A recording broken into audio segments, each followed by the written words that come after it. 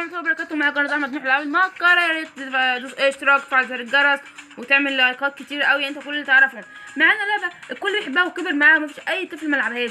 لعبة سابواي. اللعبة دي مهكرة، كل حاجة فيها مهكرة. تقدر تعمل فيها اللي انت عايزه، هدوم زي ما انت عايز، تقدر تشتري شخصيات زي ما انت عايز، تروسيكلات زي ما انت عايز.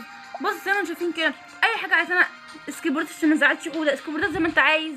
فيها كل حاجة متهكرة وفيها فلوس مهكرة. اللعبة دي مش خالية من أي حاجة مهكرة، كل حاجة تسويها بص كل حاجة مهكرة.